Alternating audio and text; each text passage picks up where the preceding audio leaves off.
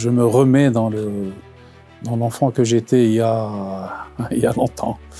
À l'époque, je regardais une série à les savants arabes, arabo-musulmans. Et je ne ratais pour rien au monde de la série. Je rêvais. Et un jour, il y a quelqu'un qui est passé devant moi, je regardais la télé, il m'a dit « Ah tiens, tu veux devenir comme eux ?» Je n'y pensais pas à l'époque. Mais après coup, oui, pourquoi pas.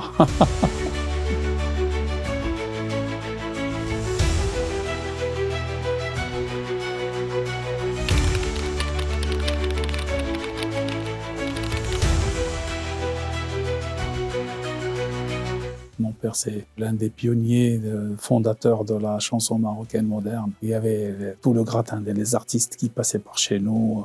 Et c'était extraordinaire. Et son rêve, c'était de voir l'un de ses enfants scientifique. Donc, c'était quelqu'un qui était vraiment imbibé des sciences et du savoir, qu'il respectait énormément, bien sûr, avec la musique. Et moi aussi, j'ai une fibre d'artiste musicien, à part la science, bien sûr.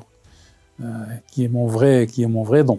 Je joue le luth. Moi, quand avant d'aller faire mes études à Paris, je prenais le luth pendant des heures dans la journée, à tel point que mon père s'inquiétait. On est né scientifique, on est né artiste, mais c'est avec le temps qu'on apprenne le métier. Alors j'ai toujours eu la curiosité pour devenir un scientifique. Ce n'est que lorsque je suis parti en France. Et ça, c'est quelque chose de très important, ce que je vais te dire. On m'avait chargé de faire un TP. Le TP consistait à monter un laser. En face du laser, il y avait une lampe. Comment on faisait? On envoyait le laser, la lumière vers la lampe, et puis on changeait la couleur. Et hop, c'était le début, le déclic. Tu te trouves emporté par une vague forte, qui te fait suivre ton destin. Je voulais faire de la science dans différents pays.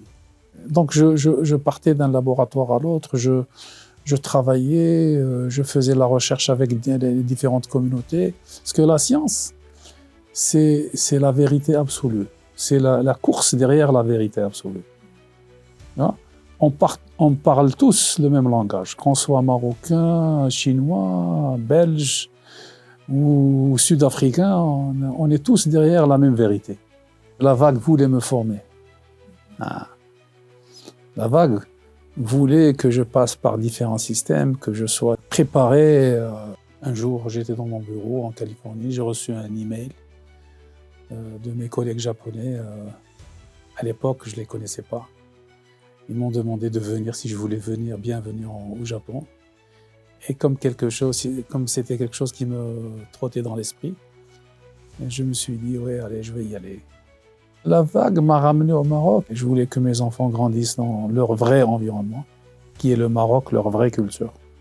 Alors je me disais, si j'arrivais à réaliser 1% de ce que je pouvais faire à l'étranger, ici dans mon pays, au Maroc, ce serait extraordinaire.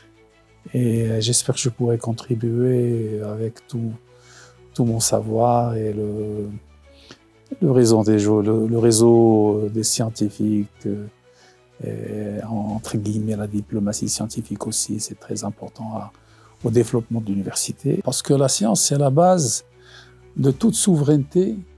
Et c'est comme ça qu'on construit des nations fortes.